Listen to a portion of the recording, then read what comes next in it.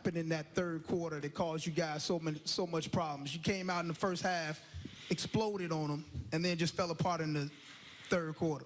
Yeah, we just got away from what that first half was about.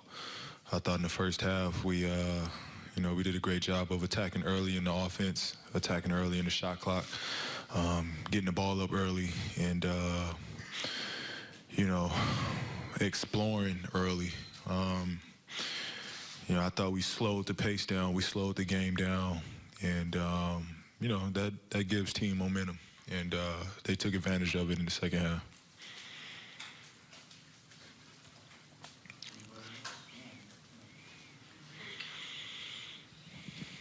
Did it kind of feel like a freight train coming down the track in the second half as, you guys would push back out and then here they would come again and here they would come again? Was it a difficult thing to deal with from an emotional standpoint? Yeah, it was. Here we are up 26 to start the second half and a chance to put our foot on their throat. And we came out relaxed. We didn't pressure up on the ball. We didn't, make anything tough. I thought they, again, had stretches where they were just walking into wide open three-pointers. And you can't do that. We've been getting beat like that. We got beat like that in game one. We got beat like that in game two. At some point, we got to nip that in the bud, giving uncontested threes up. And then with this team, you give them open threes. They're so good at shooting them with, with a hand in their face and contested at that point. Really can't do nothing about it. Paul, when you look at the way you guys lost from a mental standpoint, what is the biggest challenge on trying to salvage Sunday and win a game in the series, at least extend it?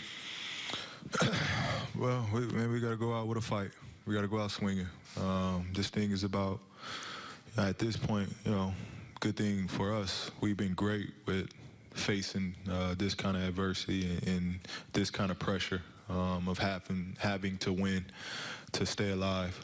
And, hopefully we can learn from how we ended the season of getting wins when we needed to. So we got to, look at Game 4 and this whole series. We got to look at this whole series as it's still very winnable. Paul, you had a real solid night, 36, 15, and 9. But do you think there's anything else you could have done as a leader on this ball club to stop the bleeding early on?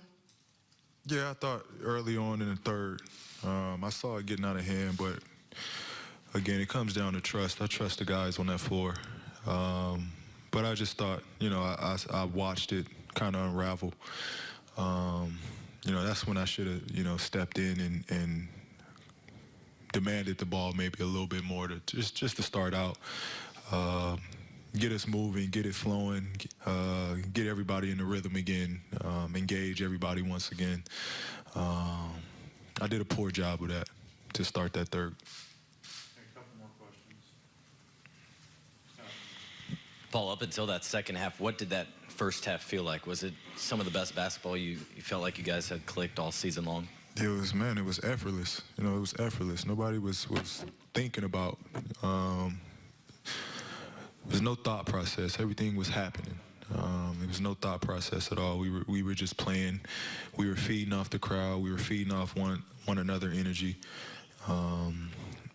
Again, it was natural. And I thought that second half, once they, put their head down and started attacking us and started getting going, I thought we got away from that. And that was really the game plan right there. Paul, you spoke to the Cavs shooting lights out in the second half, and you've spoken before of this team's inability to get out and guard shooters. At one point this season, you said we're not adapting to the modern NBA in those regards. When you say we, is that indicative of the roster? Is it X's and O's? Is it those putting this team together? When you say we, who are you talking about? No, I mean, we're the guys on the court. We got to get the job done, myself included. All of us. Again, it's not me singling out teammates. We got to do a better job of talking, of communicating, of knowing where everybody is on the floor. And again, in today's NBA, it's tough guarding stretch teams, and this is one of the toughest matchups of doing it. Like I said, man, it's you just can't give open threes to knock down shooters. Because then once it's time to lock in, you know, those guys are going to make contested threes. They're going to make tough threes. It's really nothing you can do at that point.